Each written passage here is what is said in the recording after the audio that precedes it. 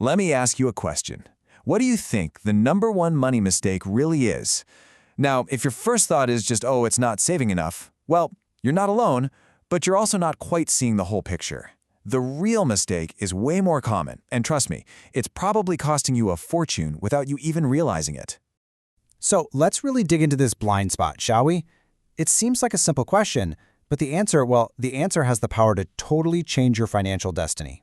Because you can't fix a problem until you truly understand what it is. And get this isn't some rare, complicated error. A staggering 9 out of 10 people are making this exact mistake every single day. And the wildest part is, most of them have no clue what kind of damage it's doing to their future. So it's time to pull back the curtain on this invisible money mistake. This right here is the real reason so many people feel like they're just stuck on a financial hamster wheel, running and running, but never actually getting anywhere. And there it is. The number one mistake isn't that you don't want to save money. It's the whole process. It's spending first and then just hoping to save whatever's left at the end of the month.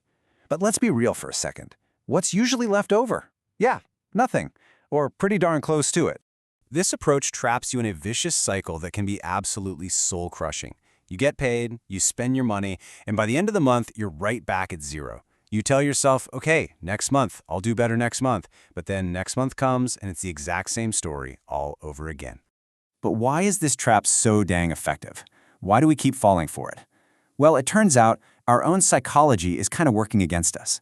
This goes deeper than just a few bad habits. This is about how our brains are actually wired. It really boils down to 4 main things. First up, instant gratification. As Daniel Kahneman explained, our brains are hardwired to want that immediate buzz from buying something new, not the delayed satisfaction from saving. Second is lifestyle inflation, a term from Robert Kiyosaki. This is when the more money you make, the more money you spend. Your raise just gets eaten up by a bigger apartment or a nicer car. Third, as Morgan Housel points out, most of us got zero financial education. We learn algebra, but not how to read a paycheck. And finally, you've got good old social pressure. We spend money to keep up with, or maybe even impress, our friends. Okay, so we've laid out the problem and the psychology behind it. I know it might sound a little bleak, but here's the really good news.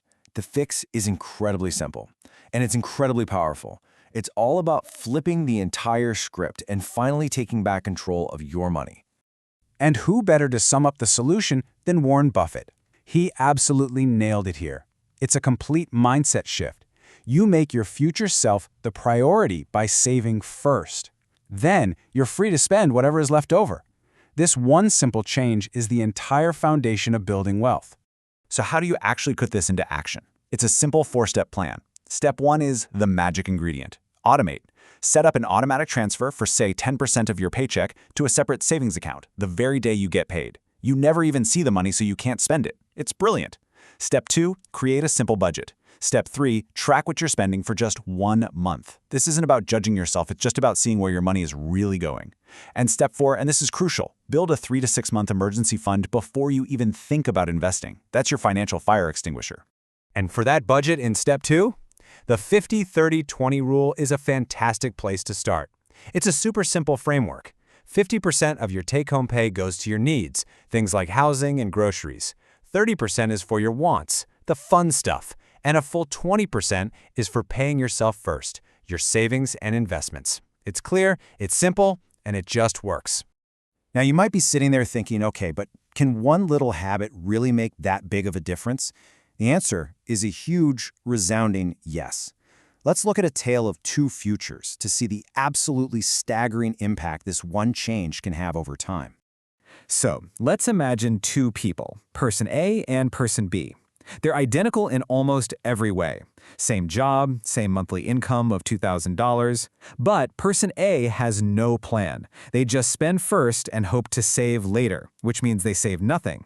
Person B, however, pays themselves first, automatically saving $400 a month. The difference here isn't their income, it's their system. So let's fast forward 30 years. After 3 decades of working and earning, where does person A end up? Exactly where they started, with zero wealth, still living paycheck to paycheck, probably with a whole lot of financial stress. And person B, that one simple change, paying themselves first, means their small, consistent savings start to grow and grow. With a pretty average market return, after 30 years, they have nearly $500,000. That's not just money. That is freedom. That's security. That's having options. One habit, two completely different destinies. So let's bring this all home with a final, really powerful idea that has, believe it or not, stood the test of time for centuries. The ancient Stoic philosophers lived by a simple rule. Focus only on what you can control. You can't control the stock market. You can't control inflation. You can't control the global economy. But you can absolutely control one thing, your own habits. The path to financial freedom doesn't start with a lucky stock pick. It starts with the decision to pay yourself first. It starts with you. So the only question left is, what will you choose to control starting today?